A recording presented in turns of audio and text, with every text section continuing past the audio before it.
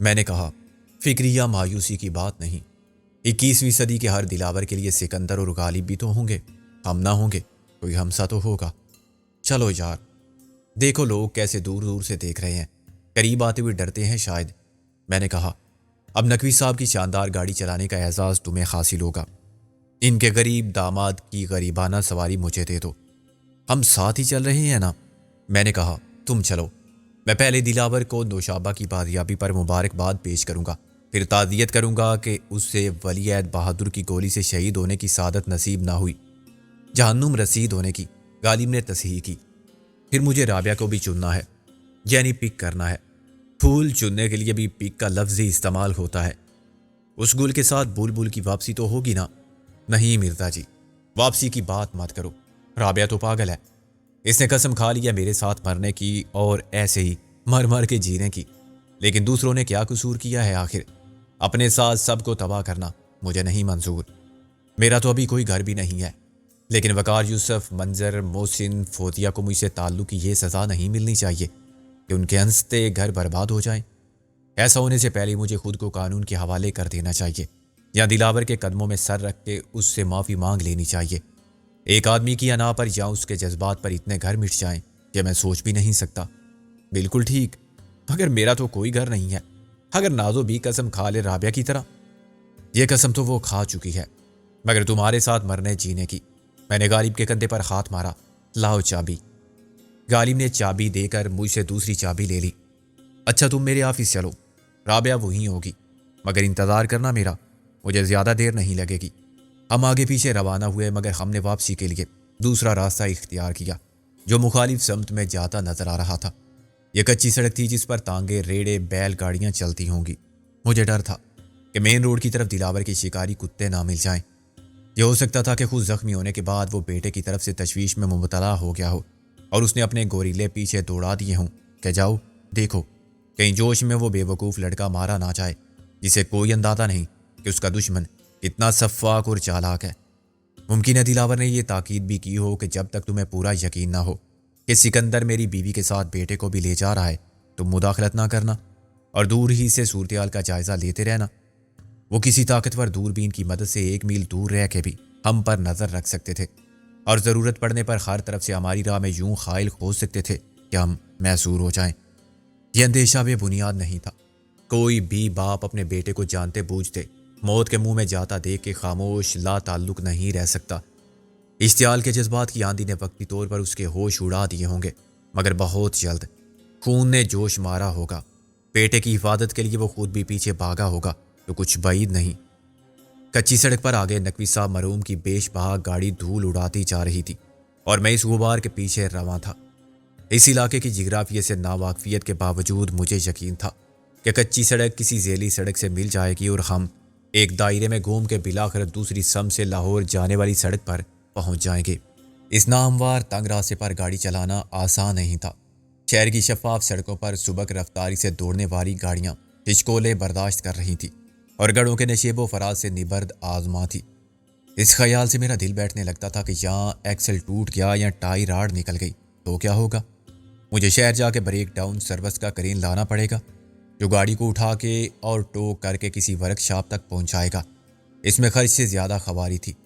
اس دھول بھرے راستے پر ٹائر کا فلیٹ ہو جانا معمولی بات تھی، مگر یہاں جیک لگا کے اسپیئر ویل کی تبدیلی کا عمل بھی بہت مشکل ہو جاتا۔ 10 میل کا سفر ہم نے آدھے گھنٹے میں کیا، مگر تھکن اتنی ہو گئی جیسے ہم نے 100 میل گاڑی چلائی ہو۔ پسینے میں گرد و غبار شامل ہونے سے میرے چہرے پر کیچڑ کی کریم پھیل گئی تھی۔ ایسے میں قدرتی حسن کے نظارے خاک خوشی دے سکتے تھے جب خاک بالوں میں، خلق میں، ناک میں پہنچ چکی ہو۔ ایک جگہ سامنے سے ریڑا نمودار ہوا جس کے پائلٹ کی خودی اتنی بلند تھی کہ کسی شاندار گاڑی سے مرعوب ہو کے راستہ چھوڑ دینا اس نے گوارا نہ کیا۔ نتیجہ یہ کہ 1 ہارس پاور کا ریڑا اور 50 ہارس پاور کی گاڑی آمنے سامنے رک گئے۔ دونوں طرف کھیت کی اونچی منڈیر تھی اور خالی جگہ صرف اتنی تھی کہ گھوڑا یا سوار الگ الگ تو گزر سکتے تھے مگر ریڑے کے ساتھ نہیں۔ اب غالب کے اور ریڑے والے کے درمیان ترکی پترکی جواب دینے کا مقابلہ شروع ہوا۔ غالب نے کہا، اوئے بے وقوف، تم ذرا انتظار نہیں کر سکتے تھے؟ تھوڑا پیچھے۔ اس نے بھی کہا، اوئے بے وقوف، تم نہیں انتظار کر سکتے تھے؟ تھوڑا پیچھے۔ غالب گرم ہو گیا، نقل اتارتے ہو میری؟ پیچھے کرو اپنے ریڑے کو، تم پیچھے لے جاؤ اپنی گاڑی کو، وہ اکڑ کے بولا۔ یار کیسے لے جاؤں، پیچھے دوسری گاڑی ہے، غالب نے چلا کے کہا، اور اس کا ریورس گیئر خراب ہے۔ گھوڑے میں ریورس گیئر ہی نہیں ہے، وہ بدماشی پر آمادہ تھا۔ مجھے ہنسی بھی آ رہی تھی، غصہ بھی۔ مجبوراً میں نیچے اترا اور میں نے قریب جا کے کوئی بات کیے بغیر ریوالور نکال کے فائر کر دیا۔ گولی شاید گھوڑے کے کان کو چھوتی ہوئی گزری۔ وہ ایک دم اچھلا اور بدک کر پلٹا تو سیدھا کھڑا ہوا اور ڈرائیور بد سے نیچے گرا۔ گھوڑا اب کھیت کی منڈیر پر چڑھ گیا تھا اور خال چلی ہوئی زمین پر بھاگ رہا تھا۔ گھوڑے کا مالک گرتے ہی اٹھا اور گالیاں بکتا ریڑے کے پیچھے لپکا۔ وہ بیک وقت گھوڑے سے اور مجھ سے مخاطب تھا، اور اس کی گالیوں کا ہدف میں ہی تھا۔ اسے گرتا پڑتا اپنے ریڑے کے پیچھے دوڑتا دیکھ کر مجھے بہت ہنسی آئی۔ غالب نے ہنستے ہنستے کہا، ٹھیک ہوا اس کے ساتھ، لیکن اس کے بعد ہمارے ساتھ بہت برا ہوا۔ راستہ اب صاف تھا، مگر غالب نے گاڑی سٹارٹ کرنی چاہی تو انجن کئی بار گھرا کے خاموش ہو گیا۔ میں منتظر تھا کہ اگلی گاڑی بڑھے تو میں بھی چلوں، لیکن گاڑی یا تو گرم ہو گئی تھی یا اس میں پیٹرول ختم ہو گیا تھا۔ بیٹری ڈاؤن ہونے کا خطرہ لاحق ہو گیا تو غالب نیچے اتر آیا۔ کیا ہوا شاہی سواری کو؟ میں نے کہا۔ گھوڑے کی بد دعا لگ گئی، غالب نے کہا۔ پیٹرول خلاص، اس کا فیول میٹر خراب تو نہیں ہو سکتا؟ غالب نے نفی میں سر ہلایا۔ میں نے ہی اس پر نظر نہیں رکھی تھی، اب کیا ہو سکتا ہے؟ میں نے اتفاق کیا، اب کچھ نہیں ہو سکتا۔ میری گاڑی میں پیٹرول ہے، مگر اس کو تمہاری گاڑی میں منتقل کیسے کیا جائے؟ پھر تو گاڑی یہیں کھڑی رہے گی۔ میں نے کہا، گاڑی مت کہو، گاڑیاں کہو۔ میں بھی گاڑی کو اڑا کے اوپر سے نہیں گزار سکتا، ورنہ آگے لے جاتا، تمہاری گاڑی کو پیچھے باندھتا اور کھینچ کر لے جاتا۔ غالب نے مایوسی سے وقار کی گاڑی کو دیکھا۔ واپس جانا بھی مشکل ہے۔ میں نے پھر اتفاق کیا، اتنی دور گاڑی ریورس نہیں کی جا سکتی۔ پھر کیا کریں؟ گاڑیاں یہیں چھوڑ دیں، پیدل جائیں اور کہیں سے پیٹرول لے کر آئیں؟ یہ ریڑھی والا تو اب ہمیں لے جانے سے رہا۔ ہاں، کینہ پرور لگتا ہے، بدلے لے گا۔ میں نے اسے خبردار کیا، کوشش کرنے میں کیا حرج ہے، وہ انکار کر دے گا اور ہماری ذلت پر خوش ہوگا۔ غالب نے کہا، غصے کی طرح ذلت کو بھی پی جائیں گے۔ ریڑے والا بلا کر ریس جیت کے گھوڑے کو گرفتار کر چکا تھا اور اب اسے لگام پکڑ کے چمکارتا ہوا واپس لا رہا تھا۔ شاید اسے یقین دلا رہا تھا کہ اس پر گولی کسی نے نہیں چلائی تھی، وہ تو شہری بابو کی گاڑی کا ٹائر پھٹ گیا تھا۔ جب میں نے اسے بات کی تو وہ خود پھٹ گیا۔ میں لے جاؤں تم کو شہر؟ پیٹرول ختم ہو گیا تو گھوڑے کا پیشاب ڈال دو ٹینکی میں۔ بہت بدتمیز آدمی ہو تم بڑے تمیزدار ہو، میرے گھوڑے کو گولی مارنے والے۔ میں نے کہا، میری نظر اتنی کمزور نہیں ہے اور نہ نشانہ اتنا خراب کہ میں گھوڑے پر گولی چلاتا اور اسے نہ لگتی، وہ تو بس ایسی غلطی سے فائر ہو گیا تھا۔ غالب نے کہا، چلو 400 روپے لے لو اور 100 لے لو جرمانہ، اب تو لاکھ روپے بھی دو تو میں نہیں جانے والا۔ جب گاڑی میں پیٹرول ڈلوانے کے لیے پیسے نہیں تھے تو گاڑی کیوں لی تھی؟ ایسا ہی ریڑھ ڈالے تھے۔ اس نے گھوڑے کو مخاطب کیا، چل لوئے ولایتی شیر، تجھے کون سی پیٹرول کی ضرورت ہے؟ ریڑھا کچے کھیت سے کچے راستے پر اترا، روانہ ہو گیا۔ کچھ دیر کے لیے میں غصے سے اتنا مغلوب ہو گیا تھا کہ میں نے پھر ریوالور نکالنے اور اس مرتبہ ریڑھے کے پائلٹ کے کان چھیدنے کا سوچا۔ جوڑو کے 2 ہاتھ مار کے اس کی خودی کو عرش سے فرش پر لانے کا سوچا اور گھوڑے کو اغوا کرنے کا بھی سوچا، مگر غالب کی طرح مجھ پر بھی شرمندگی غالب تھی۔ ایسا پہلی بار ہوا تھا کہ ایک مفلس کی قوت فیصلہ کو دولت شکست نہ دے سکی تھی۔ 500 روپے اس کے لیے یقیناً بہت تھے، مگر اسے اپنے پیارے گھوڑے پر قاتلانہ حملے سے ہونے والی جذباتی صدمے کا ملال کہیں زیادہ تھا۔ کچھ لوگ واقعی خریدے نہیں جا سکتے، ہائی ثابت ہو گیا، غالب بولا۔ مرعوب اور خوف زدہ بھی نہیں کیے جا سکتے، میں نے تسلیم کیا۔ ہم سخت پریشانی کا شکار تھے۔ دوپہر کے 2 بجے سورج کی تمازت عروج پر تھی۔ نمالود کھیتوں سے بخارات اٹھ رہے تھے، گرمی سے ہمارا پسینہ پانی کی طرح بہہ رہا تھا اور ہم گرد و غبار سے ہٹی ہوئی ویران راہ گزر پر 2 گاڑیاں ہونے کے باوجود بے بس و لاچار کھڑے ہوئے تھے۔ کسی کو یہ بھی معلوم نہیں تھا کہ اس جگہ سے قریب ترین سڑک یا آبادی کتنے فاصلے پر ہوگی۔ گاڑیوں کو یوں چھوڑ کے جانا بھی مسئلہ تھا، اس سے دونوں طرف کی ٹریفک بلاک ہو گئی تھی۔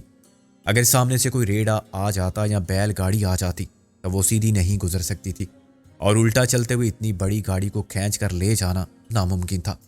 یہی صورتحال پیچھے کی طرف تھی۔ میرے لیے ریورس میں جانا مشکل ضرور تھا، لیکن ناممکن نہیں۔ کچھ نہ کچھ تو کرنا ہی پڑے گا دوست، میں نے آب بھر کے کہا۔ چلو بیٹھو۔ جس راہ پر خطر سے بچ کے آگے جا رہے تھے اب الٹے اس پر واپس جاتے ہیں۔ کسی پیٹرول پمپ سے پیٹرول لا کے اس گاڑی میں ڈالیں گے تو یہ مردہ اپنی جگہ سے ہلے گا، اور تب تک راستہ بھلا کے رہے گا؟ رہے، ہم کیا کر سکتے ہیں؟ میں نے کہا۔ جس میں ہمت ہو وہ گاڑی کو راستے سے ہٹا دے یا اوپر سے گزر جائے۔ ہم پہلے ہی بہت لیٹ ہو گئے ہیں، 2 گھنٹے اور لگ جائیں گے۔ رابعہ پریشان ہوگی۔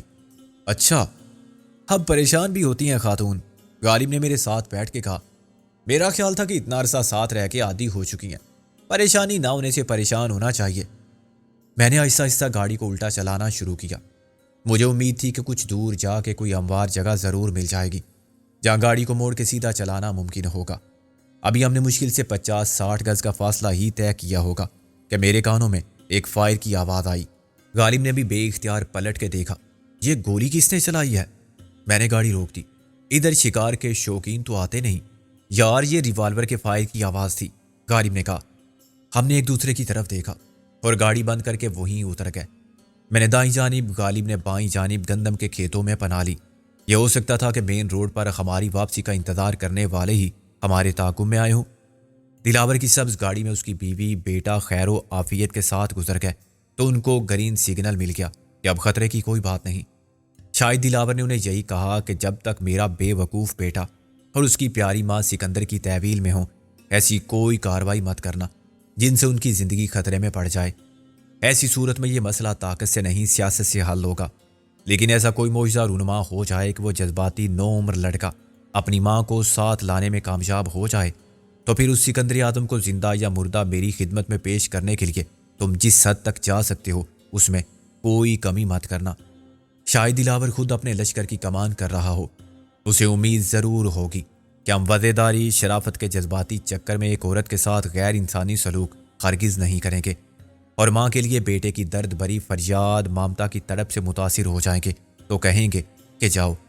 دلاور آتا یا پیڈرو تو ہم اس سے برابر کی سطح پر بات کرتے، مگر اس بچے کی بات کا کیا جواب دیں جو اپنی جان ہتھیلی پر رکھ کر ماں کو مانگنے آیا ہے؟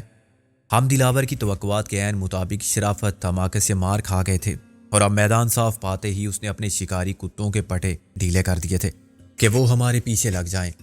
میں دلاور کی اشتعال کی کیفیت کا اندازہ کر سکتا تھا۔ اس کی بیوی نے پہلے اپنی حماقت سے یہ موقع فراہم کیا تھا کہ دشمن اس کی عزت کو یرغمالی بنا لیں۔ رہی صحیح کسر صاحبزادے نے پوری کر دی تھی۔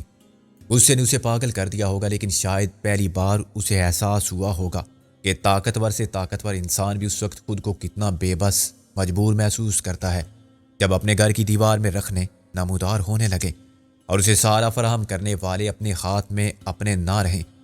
باہر کے محاذ پر اس نے بارہا شکست کی ذلت برداشت کی تھی، مگر یہ جذباتی شکست کا پہلا تجربہ اس کے لیے بہت تلخ ثابت ہوا ہوگا۔ اسے احساس ہوا ہوگا کہ وقت بھی اس کا نہیں رہا، اب وہ اپنی بیوی پر ہاتھ نہیں اٹھا سکتا اور اسے رسوائی کا تماشا بنانے پر عبرتناک سزا نہیں دے سکتا۔ جو اس کی مجبور بیوی تھی اب ایک جوان بیٹے کی ماں ہے، اور وہ بیٹا بغاوت کر چکا ہے، لیکن وہ بغاوت کے جرم میں اسے موت کی سزا نہیں دے سکتا جو وہ دوسروں کو دیتا آیا تھا۔ میں کھیت میں تقریباً 20 گز اندر پکی ہوئی فصل کے درمیان اس وقت تک بالکل محفوظ تھا جب تک میں خود دشمن کو اپنی موجودگی کا سراغ نہ دوں۔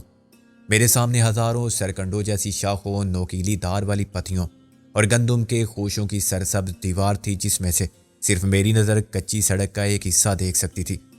اس سڑک پر سے گزرنے والا کوئی شکاری مجھے تلاش نہیں کر سکتا تھا۔ اب میں واضح طور پر ان کی آوازیں سن رہا تھا۔ معلوم نہیں کیوں وہ گاڑی یا موٹر سائیکل لے کر نہیں آئے تھے۔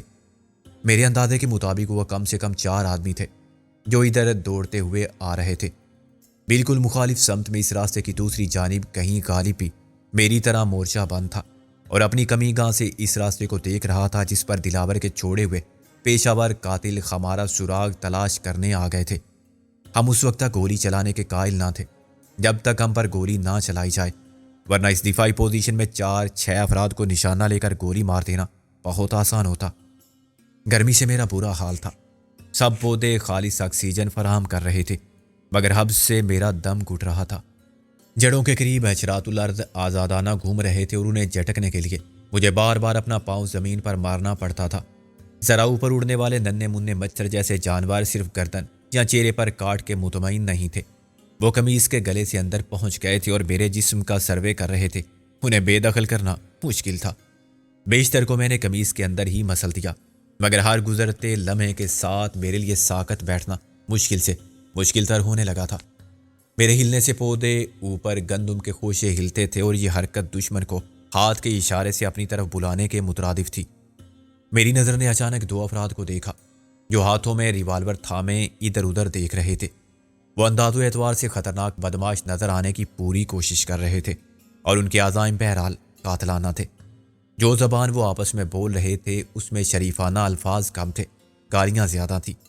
غصے والی گالیاں ہمارے لیے تھیں، بے تکلفی کی گالیوں سے وہ ایک دوسرے کو مخاطب کر رہے تھے۔ وہ سب 20 سے 25 سال کی درمیانی عمر کے نوجوان تھے، جسمانی طور پر صحت مند بھی تھے، لیکن ان کی صورتیں ان کے اعمال کی کہانی کہتی تھیں اور ان کے نفرت انگیز ماضی کی تصویر تھی۔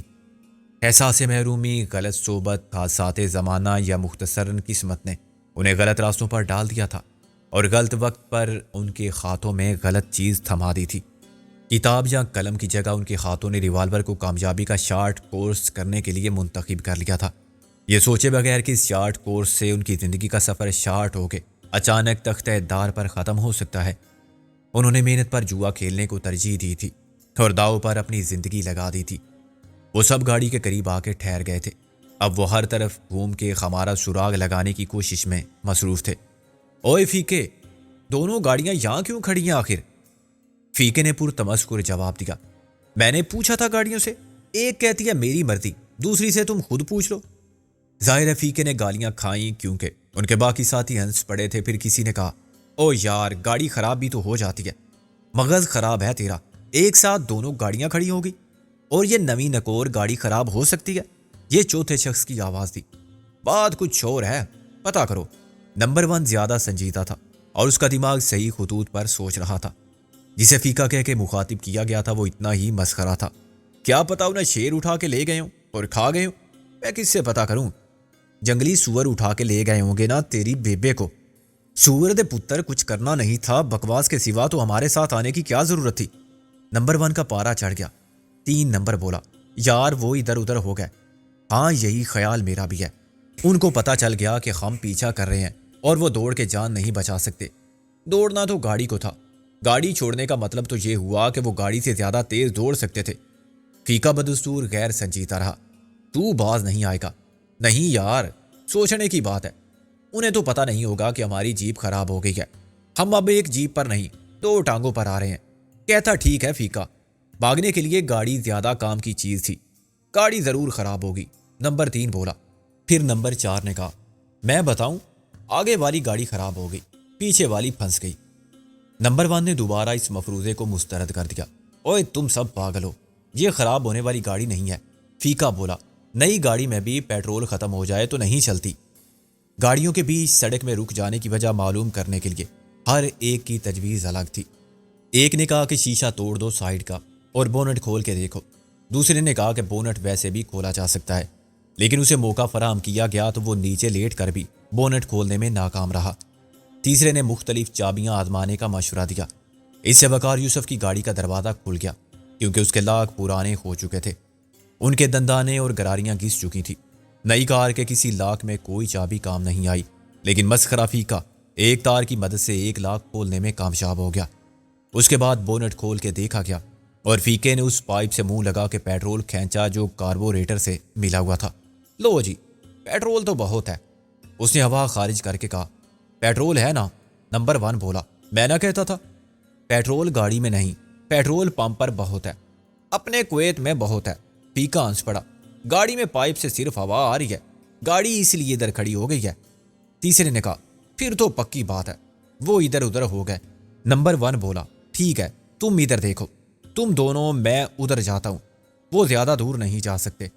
فیکے چپ کر کے چلنا ہے میرے ساتھ۔ میں تو بالکل چپ ہوں پہلے ہی، وہ بولا۔ میں نے پودوں کی سرسراہٹ سے اندازہ کیا کہ وہ کھیت میں داخل ہو گئے ہیں۔ انہوں نے بہت جلد سمجھ لیا تھا کہ ہم گاڑیاں چھوڑنے پر کیوں مجبور ہوئے تھے اور وہ صحیح سمت میں ہمیں تلاش کر رہے تھے۔ میں ان کے قدموں کی آواز پر کان لگائے بیٹھا رہا۔ ان کے بوٹوں سے پودوں کے تنے ٹوٹ رہے تھے اور کپڑوں سے رگڑ کھا کے خوشے بکھر رہے تھے۔ اللہ معاف کرے، ہم رزق پر چل رہے ہیں۔ فیکے کی آواز آئی، رزق کے گھوڑے، وہ تیرا باپ ادھر ادھر ہوگا تو تیری آواز سن لے گا۔ اس کے ساتھی نے اسے دبی دبی آواز میں ڈانٹا۔ وہ مجھ سے 10 گز دور اپنا راستہ بناتے آگے جا رہے تھے اور میرا ان کی راہ میں حائل ہونے کا کوئی ارادہ نہ تھا، مگر میں بالکل تیار تھا۔ کہ وہ رخ بدل کے میری طرف آنے لگیں تو انہیں خلق سے آواز نکالنے کا موقع بھی نہ ملے۔ پھر وہ بات ہو گئی جس کا مجھے ڈر تھا۔ کوئی مچھر سے بھی چھوٹا اڑنے والا کیڑا سیدھا میری ناک میں داخل ہو گیا۔ اسے آگے راستہ بند ملا تو وہ زیادہ حساس حصوں کی طرف چلا گیا اور انتہائی ضبط کے باوجود میں چھینک کو نہ روک سکا۔ اسے تقدیر کی ستم ظریفی کہا جاتا ہے۔ ہر احتیاط اور حفاظتی تدبیر رائیگاں گئی۔ ایک حقیر کیڑے نے اشرف المخلوقات کی عقل کے فیصلوں کی ساری افادیت ختم کر دی۔ وہاں چھینک کسی بم کے دھماکے سے کم نہ تھی۔ ہوئے فیکے، ہوشیار! فیکے نے جواب دیا، ہوشیار، خبردار، بندہ ادھر ہی موجود ہے۔ انہوں نے اندازے سے سمت کا تعین کرتے ہوئے فائر جھونک دیے، مگر میں اس سے پہلے ہی وہ جگہ چھوڑ چکا تھا۔ مجھے معلوم تھا کہ میری موجودگی کا راز فاش ہوتے ہی ان کا رد عمل کیا ہوگا۔ اب میں نے جوابی کارروائی کی اور ان کی طرف یکے بعد دیگرے 2 فائر کیے۔ پھر میں جگہ چھوڑ کے پیچھے دوڑا۔ مشکل یہ تھی کہ پودوں کی حرکت سے ہم سب ایک دوسرے کی نقل و حرکت کا بالکل صحیح اندازہ کر سکتے تھے۔ اب تک کسی کے زخمی یا ہلاک ہونے کا سبب صرف یہ تھا کہ کسی نے بھی دیکھ کے نشانہ نہیں لیا اور گولیاں دائیں بائیں سے گزر گئی تھی۔ جب دوبارہ مجھ پر فائر ہوئے اور میں محفوظ رہا تو میرے لیے جگہ بدلنا پھر ضروری ہو گیا۔ مجھے بھی ہلتے ہوئے پودے یہ بتا رہے تھے کہ وہ دونوں کہاں ہیں۔ میں نے ایک کا نشانہ درست رکھتے ہوئے گولی چلائی اور جب کوئی چیخ مار کے بلبلایا تو مجھے عجیب سی وحشیانہ خوشی ہوئی۔ چلانے والا فیکا تھا جو شاید زخمی ہو کے گر گیا تھا اور تڑپ رہا تھا۔ اس کے ہاتھ یا پیر چلانے سے طوفان سا آ گیا تھا اور ایک طرف کے پودے ایسے گر رہے تھے جیسے آندھی چل رہی ہو۔ دوسرے شخص نے اشتعال اور انتقام کے جنون میں 2 جوابی فائر کیے۔ اب اس کے ریوالور کی گولیاں ختم ہو گئی تھی اور میرے پاس ابھی 3 گولیاں بچی ہوئی تھی۔ میرے حریف نے 6 گولیاں ضائع کر دی تھی، جبکہ میں نے 3 میں سے 1 کا صحیح استعمال کرتے ہوئے ان کا ایک بندہ گرا دیا تھا۔ اپنے ذہن کی حساب کتاب کی مدد سے میں اس نتیجے پر پہنچا کہ جب تک دشمن دوسرا ریوالور استعمال نہ کرے وہ مجھ پر مزید فائر نہیں کر سکتا۔ اگر وہ ایک ہی ریوالور لے کر آیا تھا تو وہ لازماً خود کو مسلح کرنے کے لیے فیکے کا ریوالور حاصل کرے گا جس میں 2 گولیاں باقی تھیں۔ اس کے لیے وہ ٹھیک اسی جگہ جانے پر مجبور ہوگا جہاں فیکا دم توڑ رہا تھا۔ اس کی ہنگامہ آرائی اب دل خراش خراٹوں جیسی آوازوں میں ڈھل گئی تھی جو اس کے حلق سے نکل رہی تھی۔ پودے بھی اب کم ہی ہل رہے تھے، جس سے یہی سمجھا جا سکتا تھا کہ زیادہ خون بہہ جانے کے بعد فیکے کا جسم تڑپنے کے قابل بھی نہ رہا تھا۔ یہ خاموشی کا ایک بھیانک وقفہ تھا جس میں 2 جانی دشمنوں کے بہت قریب فرشتہ اجل بھی موجود تھا، یہاں پہنچنے والا تھا۔ فیکے کی روح قبض کرنے کے بعد اسے ہم دونوں میں سے کسی ایک کی جان لینی تھی۔ میں 2 گولیوں کو بچا کے رکھنا چاہتا تھا اور اس وقت کے انتظار میں تھا جب میرا حریف طاقت کا توازن حاصل کرنے کے لیے حرکت کرے اور وہ ریوالور اٹھائے جو مر جانے والے کے لیے بے مصرف ہو گیا تھا۔ سڑک کی دوسری طرف سے ایک دم فائرنگ شروع ہو گئی۔ میں نے پہلے 3 آوازوں سے اندازہ کیا کہ وہ سب ایک ساتھ گولیاں چلا رہے ہیں۔ پھر کسی نے بھیانک چیخ مار کے گالی دی اور چند سیکنڈ تک 2 ریوالور استعمال ہوئے۔ ان میں ایک یقیناً غالب کا ریوالور تھا۔ میرے سامنے ایک دم حرکت ہوئی اور یہ حرکت اسی سمت میں تھی جدھر فیکے کی لاش پڑی ہوئی تھی۔ میری قیاس آرائی درست ثابت ہونے لگی تھی۔ کسی تذبذب کے بغیر میں نے نشانہ لیا اور ریوالور خالی کر دیا۔ آخری فائر کے بعد بھی میں نے کوئی چیخ نہیں سنی تو مجھے مایوسی نے گھیر لیا۔ میرا نشانہ خطا ہو گیا تھا اور اب میں خالی ہاتھ رہ گیا تھا۔ میرے دشمن کے پاس 2 گولیاں تھیں اور وہ بے خوف و خطر میرے سامنے آ کے صرف 1 گولی سے میرا کام تمام کر سکتا تھا۔ خرچ ہونے والی گولیوں کا حساب میں نے رکھا تھا تو میرے دشمن نے بھی رکھا ہوگا، لیکن اس نے اجلت سے کام لیا اور 1 فائر فوراً داغ دیا۔ اس وقت میری ساری قوت میری ذہانت ہی ہو سکتی تھی۔ میں نے بھی ایک پردرد چیخ بلند کی اور ذبح کیے جانے والے بکرے جیسی آوازیں نکالنے لگا۔ میں نے ادھر ادھر لاتیں چلا کے ہاتھ پیر مار کے پودوں کو اسی طرح ہلایا جیسے فیکے نے نزا کے کرب میں ہلایا تھا۔ یقیناً میرے دشمن نے بھی یہ نظارہ بڑی خوشی اور فتح کے غرور کے ساتھ دیکھا ہوگا، لیکن اس نے دوسری گولی کو محفوظ کر لیا تھا اور ابھی وہی موجود تھا۔ 1 منٹ سے بھی کم مدت میں مر جانے کی اداکاری کرتے ہوئے میں ہاتھ پیر پھیلا کے ساکت ہو گیا۔ آہستہ آہستہ میں نے اس کے آگے بڑھتے ہوئے قدموں کی صدا سنی۔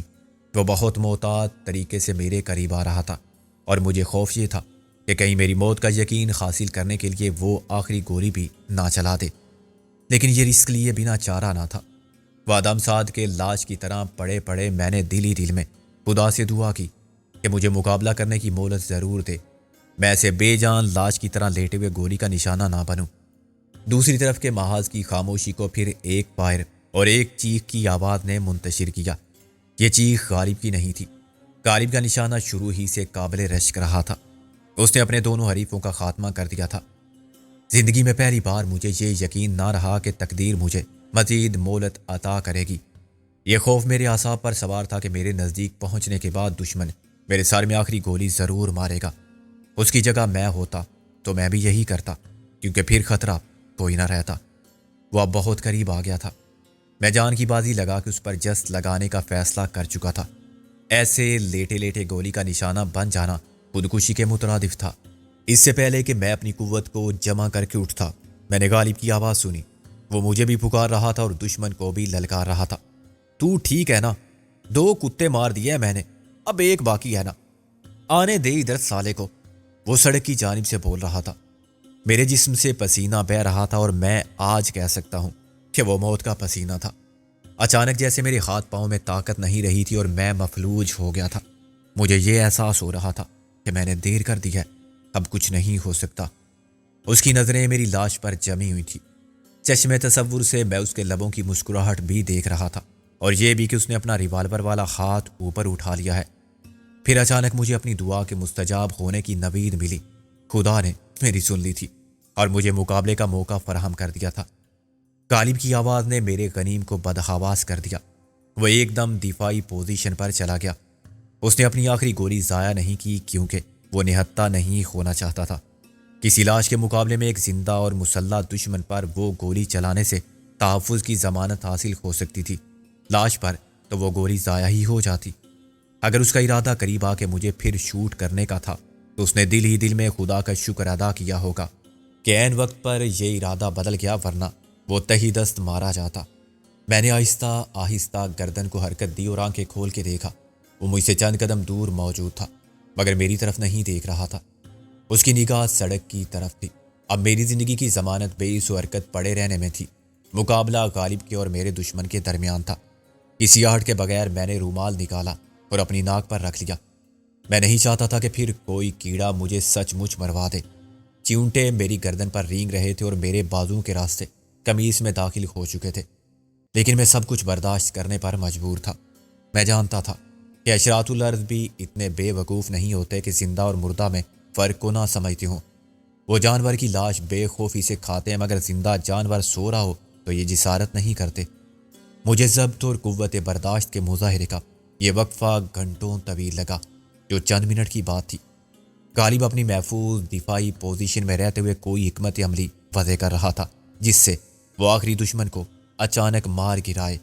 میری طرح اس نے بھی خیر فائر کے بعد بلند ہونے والی چیخ سنی ہوگی۔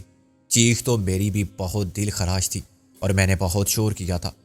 غالب کی جگہ کوئی اور ہوتا تو یقیناً دھوکہ کھا جاتا، مگر وہ مجھے جانتا تھا اور میری آواز کے فطری اور غیر فطری لہجے کے فرق کو محسوس کر سکتا تھا۔ وہ سمجھ گیا تھا کہ میرا بلبلانا اوور ایکٹنگ ہے۔ سچ مچ مرتے ہوئے میں اتنا ہنگامہ نہیں کر سکتا تھا، خواہ مجھے گولی لگے یا گولا۔ مجھے اس کی ذہانت اور اعتماد نے پھر زندگی کی طرف کھینچ لیا تھا، ورنہ اپنی طرف سے تو میں کلمہ بھی پڑھ چکا تھا اور موت کو گلے لگا چکا تھا۔ اچانک سڑک کی طرف سے ایک خاصا بڑا پتھر آیا اور مجھ سے کچھ فاصلے پر گرا۔ میں احتیاط بھول گیا اور میں نے آنکھیں کھول کے دیکھا تو میرا دشمن چھلانگ مار کے کچھ آگے چلا گیا۔ میری طرف اس کی توجہ ہی نہیں تھی، ورنہ ایک مردے کو آنکھیں جھپکاتا دیکھ کر وہ میرے چکر کو سمجھ جاتا۔ یہ میری خودکشی کی دوسری احمقانہ کوشش تھی، جو خوبی قسمت سے ناکام رہی۔ غالب نے چلا کے کہا، اوئے کچھ بول منہ سے، کہاں لگا؟ کیا منہ ہی ٹوٹ گیا ہے؟